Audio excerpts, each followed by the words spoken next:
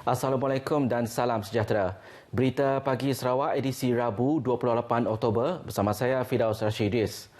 Perintah Kawalan Pergerakan diperketatkan PKPD dilaksanakan di Kampung Haji Baki Kuching bermula hari ini hingga 10 November berikutan pengesanan 25 kes positif COVID-19 dilaporkan sejak 18 Oktober lepas. Timbalan Ketua Menteri yang juga pengerusi Jawatankuasa Pengurusan Bencana Negeri Sarawak, JPBN Sarawak, Dato' Amar Douglas Ugah Embas berkata, PKPD akan berkuat kuasa pada pukul 6 petang ini bagi memutuskan rantaian kluster baki. Dato' Amar Douglas Ugah Embas menjelaskan kawasan-kawasan yang terlibat ialah Kampung Haji Baki Blok A, Blok B dan Blok C. Jelasnya lagi, semua laluan keluar masuk kawasan PKPD ditutup dan pergerakan keluar masuk pegawai dan warden bertugas ke dalam kawasan PKPD adalah tidak dibenarkan. Semua penduduk di kawasan terlibat tidak dibenarkan keluar dari rumah masing-masing dan kes kecemasan seperti sakit dan kematian pula mereka dibenar untuk keluar zon namun perlu mendapat kebenaran daripada pihak polis. Ujarnya JPBN turut memutuskan penutupan pusat hiburan dan pusat refleksologi bermula hari ini sehingga tarikh yang ditetapkan. Beliau memaklumkan semalam sebanyak 16 kes positif baharu COVID-19 dikesan di daerah Kuching menjadikan jumlah keseluruhan kes positif di Sarawak adalah 819. 12 daripada jumlah kes tersebut adalah melibatkan kluster baki yang dikesan melalui aktiviti pengesanan secara aktif di Kampung Haji Baki sejak 24 Oktober. Sementara itu, 3 lagi kes dikesan melalui saringan kontak rapat di fasiliti kesihatan swasta di Kuching. Menurut Dato' Amar Douglas, kes-kes berkenaan tidak mempunyai sejarah perjalanan ke kawasan berisiko jangkitan COVID-19. Satu lagi kes positif baharu pula melibatkan peniaga tempatan yang telah dikesan melalui aktiviti pengesanan aktif Jabatan Kesihatan Negeri Sarawak pada 25 Oktober. Tiada tambahan kluster baru dilaporkan dengan 4 kluster kekal masih lagi aktif iaitu kluster Bah Arnab, kluster Putra, kluster Baki dan kluster Seladah. Dalam pada itu, Dato' Amar Douglas Ugah turut mengisytiharkan daerah Kuching kembali ke status zon merah berikutan seramai 49 kes jangkitan tempatan dilaporkan dalam tempoh 14 hari yang lepas.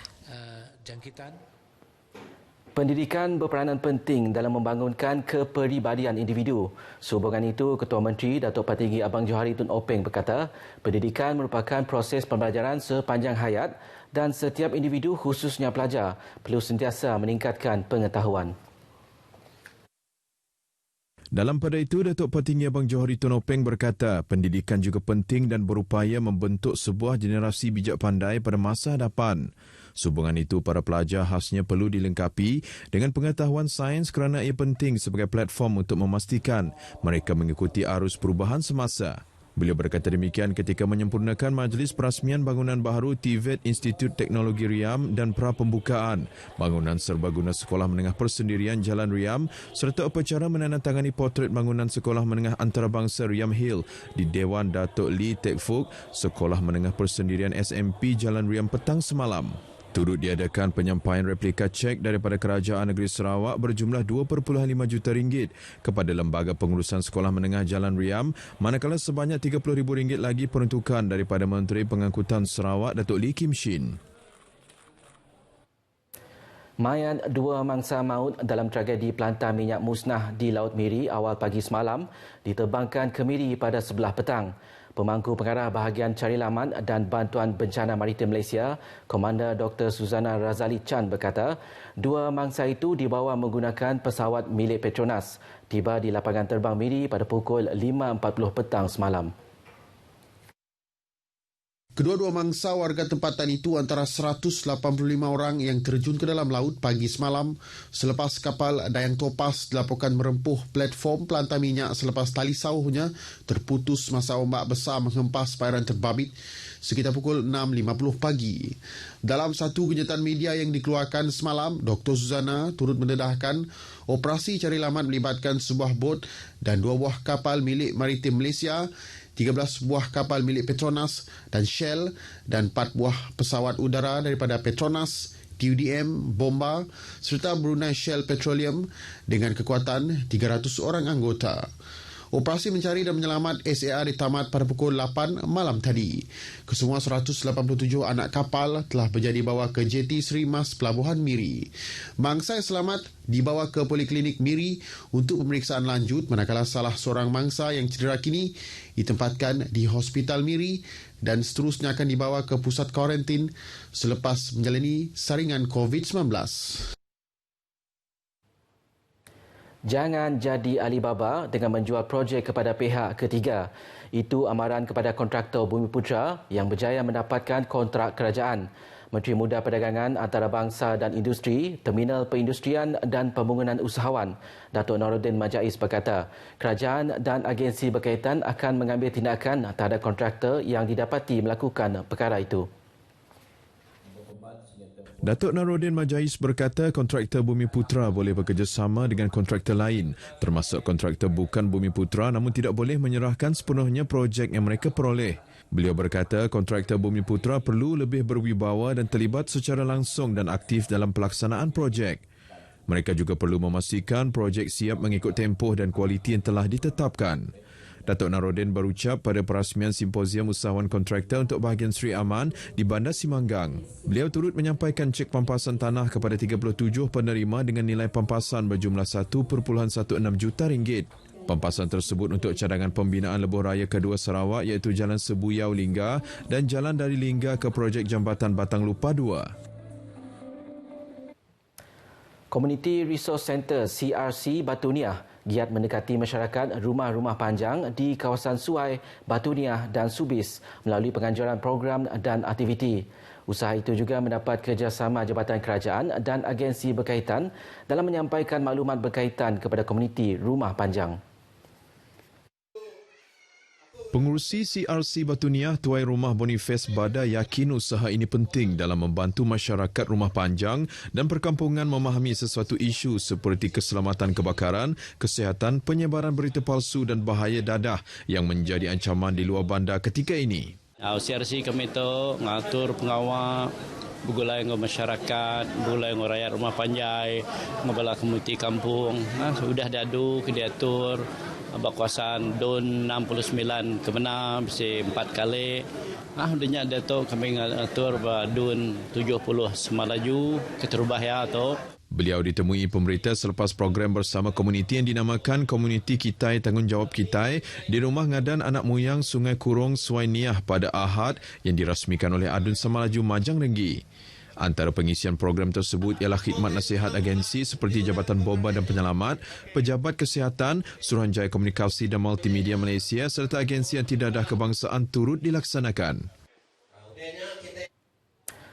Kaki tangan Jabatan Penyiaran Malaysia Sarawak, terutamanya unit keselamatan, digesa memastikan tahap keselamatan di premis jabatan sentiasa terjamin. Menurut Pengarah Penyiaran Sarawak Abdul Hadi Mohamad Yusof, ini kerana Jabatan Penyiaran adalah sebahagian daripada barisan hadapan yang menitikberatkan tahap keselamatan dalam jabatan. Abdul Hadi Mohamad Yusof menambah selari dengan situasi COVID-19 masa ini, tahap keselamatan premis dan kawasan jabatan perlu ditingkatkan untuk memastikan keselamatan pegawainya termasuk pelawat ke premis berkenaan. Abdul Hadi berkata demikian pada majlis penutupan kursus keselamatan pelindungan anjuran unit latihan Jabatan Penyiaran Sarawak di Auditorium RTM Miri. Beliau juga menyeru agar setiap kaki tangan sentiasa peka dan meningkatkan pengetahuan mengenai keselamatan pelindungan jabatan dan individu termasuk kesahihan penyebaran berita kerana RTM merupakan jenama media paling dipercayai. Selari dengan objektif kursus iaitu memberi kefahaman berhubung dasar keselamatan pelindungan di jabatan-jabatan atau agensi kerajaan, beliau berharap agar semua peserta mampu meningkatkan sikap tanggungjawab mereka dan sentiasa berwaspada dalam melaksanakan tugas yang diamanahkan. Seramai 34 orang peserta terdiri daripada kaki tangan RTM Miri, RTM Limbang dan RTM Bintulu menyertai kursus sehari itu. Polis Pedawan menahan 3 individu melibatkan seorang perempuan dan 2 lelaki kerana terlibat dalam aktiviti perjudian dalam talian Isnin lepas. Menurut Ketua Polis Daerah Pedawan, Superintendent Aidil Bohasan, semua suspek berusia dalam lingkungan 22 dan 24 tahun itu ditahan di sebuah premis di Jalan Sungai Tapang Kuching yang dijadikan sebagai pusat perjudian dalam satu sebuan khas. Dalam serbuan itu, polis turut merampas pelbagai perkakas perjudian termasuk CPU, monitor komputer, telefon pintar, satu unit modem Unify dan buku transaksi bank. Siasatan mendapati pusat terbabit beroperasi 24 jam sehari sejak minggu lepas dan mengaut hasil keuntungan mencecah RM5,000 sehari. Superintendent Aidil yang dihubungi pemberita mendedahkan tangkapan ini di Kuching. Kesemua suspek telah dirakam percakapan dan akan dituduh di mahkamah di bawah Seksyen 4-1-G Akta Rumah Perjudian Terbuka 1953.